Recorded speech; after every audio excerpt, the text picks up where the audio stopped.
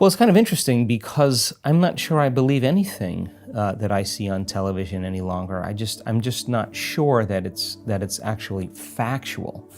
And I travel around the world, and whatever place or country or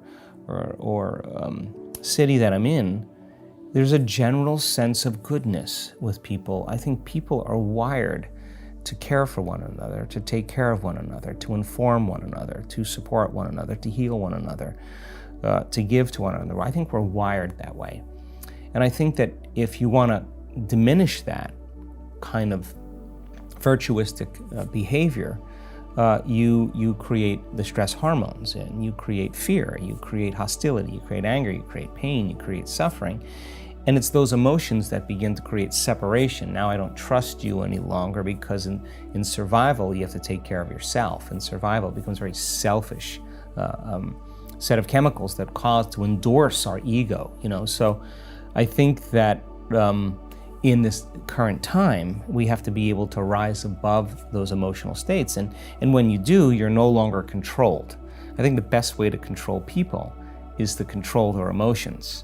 And when you can control their emotions, of course, you're going to keep their attention moving from one thing to the next. And while everybody's looking at all of this drama,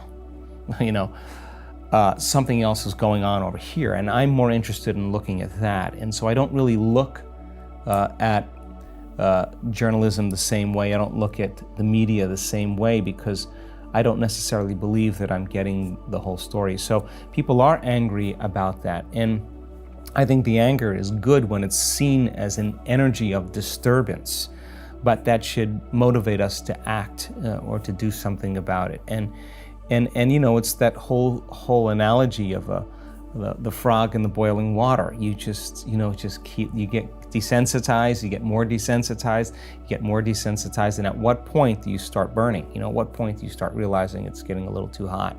I just think we have to get to that point now. So by creating something for people to utilize, that you're not relying on so many things outside of you to bring you joy, or this kind of subconscious program of being a victim. You say, Brian, why are you so upset today? Well, I'm upset because of this person or this thing.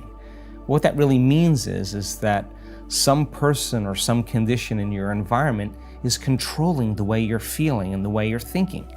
Well, if something is outside of you is controlling the way you feel and the way you think, you're a victim to your environment. And so then there is this dramatic polarity that goes on. When things are going well, you're happy. When things aren't going well, you're sad. But when you learn how to self-regulate and create more coherence in your brain and heart, and that's what our message is, then you're no longer dependent on your outer world controlling your mood. In fact, you begin to realize how you think and feel begins to produce effects in your outer life. Now you start believing more you're the creator of your life and less of the victim of your life. Now that isn't something that you take one bite of and swallow and it's all over. It's a process of repatterning. It's a process of rewiring. It's a process of reconditioning. It's a process of self-reflection and awareness and changing those beliefs. And that's the work. And yet people are doing it. So when you begin to realize then, well, I can't respond to the same conditions in my life with the same emotions and the same thoughts, because if I believe that the way I feel and the way I think creates reality, if I'm reacting to the same thoughts and feelings equal to the conditions in my life in the same way, then I keep reaffirming the same life. So then a person has to retreat from their life, retreat from their environment, disconnect from their outer world, and begin to lay down patterns neurologically in their brain, so that their brain is no longer a record of the past. They're priming their brain and beginning to lay down the circuitry for them to think in different ways, to begin to close their eyes and rehearse who they're going to be in that day. And the act of mentally rehearsing begins to install the neurological hardware in their brain. So their brain looks like the experience is already happening or has already happened. Now the brain's no longer a record of the past. Now we're creating a map to the future. So then the action of rehearsal and installing the neurological hardware, by firing and wiring the same circuitry, the hardware becomes a software program, which means you're going to start automatically acting like a different person. You're going to start automatically thinking in new ways. And then to trade guilt or anxiety or aggression or hatred or anger, to say those are emotions of the past, and as long as I live by these emotions, those emotions are influencing my thoughts. If emotions are a record of the past, then I'm thinking in the past, so my past is going to be my future. So if I want to be wealthy, I can't bring lack. If I want to be happy, I can't bring pain. Well, so then let's get beyond the emotion.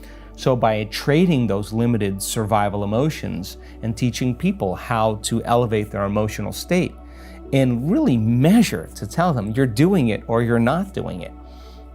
When you teach your body emotionally what that future is going to feel like, and you say, I'm not going to get up until I feel this feeling, and I'm locked into that feeling.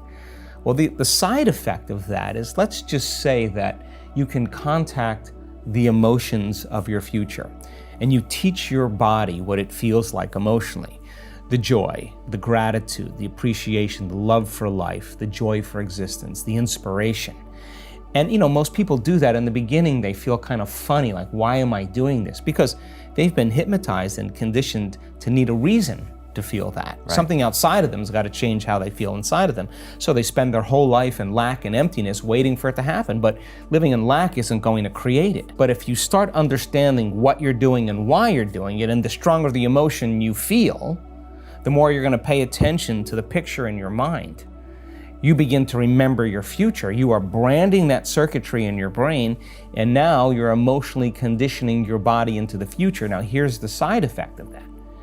If you can do that properly and become familiar with those states of mind and body, and you get up feeling like your future has already happened, I guarantee you're going to stop looking for it.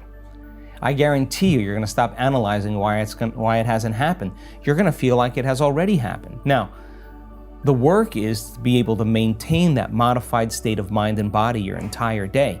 You got to be able to sustain that state independent of your coworkers, independent of your boss, independent of your ex, independent of your finances, independent of the traffic. And if you're able to do that, you will begin to see the feedback in your life. In a sense, when energy makes it to the heart, it begins to broaden the field around the body. An energy that's literally measurable, a magnetic field. And that energy is a frequency. And that frequency can carry the thought of your health, of your wealth, of your freedom, of your new relationship, of your new job. The frequency or the emotion of suffering can't carry the thought of health. It can't carry the thought of your new future. So then when there's a vibrational match between the energy, because we're always emitting energy and information, when there's a vibrational match between your energy and some possibility that exists in the quantum field, something magical happens, because once energy makes it to your heart, you're creating from the field instead of from matter. Now this weird thing starts to happen and things start coming to you. Now you don't have to rush anywhere to get it. You're not creating a matter to matter. From three-dimensional reality to three-dimensional reality, that takes time. You're creating from the field, and it's the field that creates matter. So all of a sudden, you start seeing things coming to you. When you see that, and you start to see that they're coming in unusual ways that surprise you, you're going to begin to wake up to the fact that you're probably more the creator of your life